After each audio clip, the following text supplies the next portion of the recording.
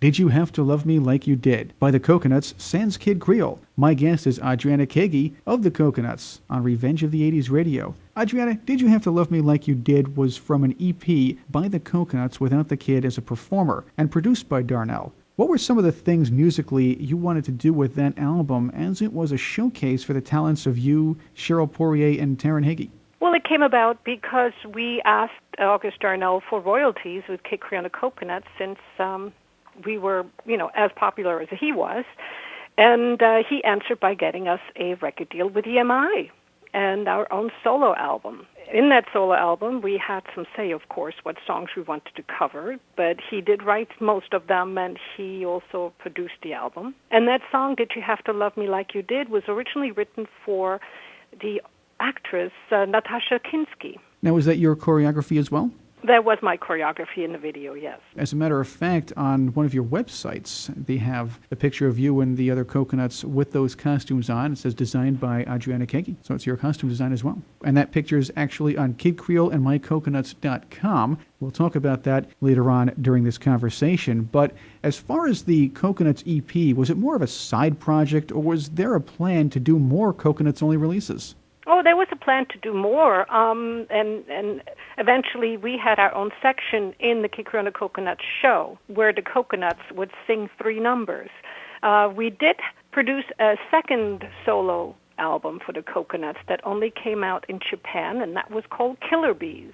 Killer Bees. We'll be looking forward to hearing some of that on Revenge of the 80s Radio in the future. There are also some other side projects by members of Kid Creole and the Coconuts.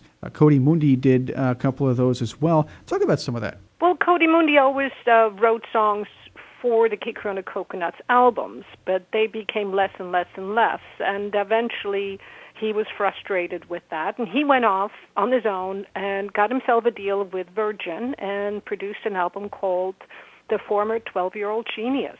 You formed another group, Adriana, called Boomerang with Cheryl Poirier and Perry Lister. There was an album and a very well-done cover of Nancy Sinatra's hit, These Boots Were Made for Walking. You had a lot of potential and talent there, but it didn't last very long. Talk about Boomerang. We created Boomerang out of frustration because we were tired of being with Kid Creole and the Coconuts and wanted to have our own band and produced by someone else. So we, Cheryl Poirier and myself, got ourselves a deal with Atlantic Records, and we asked our old friend Perry Lister, who was a Coconut for a minute and a half in the very early 80s, to join us. We went shopping for songs at Chapel Music and got a great producer out in L.A. and recorded the album. It came out, we did a video, we did a couple of live shows, but didn't have major support from the label, and it went nowhere. Adriana, you recently produced a video documentary, Me and My Coconuts, that told the story of Kid Creole and the Coconuts in its entirety. We're going to get to that soon, as we've mentioned before. But what happened that caused the fall of the band and you to leave? Well, there was the rise to fall and the rise again. So the band never actually split. A lot happened. When there's success, everybody shares the good times, and then things don't go so well because the lack of hits will also bring a lack of tour support. And to tour with such a large entourage is very costly. So our gigs from touring 9 months out of the year was cut back to touring maybe 3 months out of the year. So it was harder and harder to make money and to put on the kind of quality show that we wanted to put on. Along with that also came bad blood and just tension and frustration within the organization and the characters involved. That kind of led with Mundi leaving and me leaving and then Cheryl leaving. But basically it really had to do with the fact that there just wasn't any money to be made with that entourage anymore at that time. What people don't see on stage are the minds behind those who are performing. And history should also note that you're a top-notch business person, from actually forming Kid Creole and the Coconuts, your various projects, your innovative choreography. It should also come as no surprise that you have built and developed one of the most successful internet marketing enterprises in the world, Dear Addy Productions. Talk a bit about that. Well, when I discovered the Internet in 1996, I was hooked. I immediately had my own website and started doing an interactive cyber cabaret. It was the first interactive cabaret ever on the internet. It was voted best live webcast by Yahoo and CNET at the time. And it was a cabaret I produced from the Knitting Factory here in New York, and I had 7 artists on in 1 hour. So very fast-paced, short attention span. But, of course, there was no large audience at the time, but I did see the large potential that the internet can have and will have as far as getting a message across. And then I pioneered in bringing the runway fashion shows from New York, Paris, and Milan live to the internet as well as on demand. And I earned myself the nickname Queen of Stream at the time.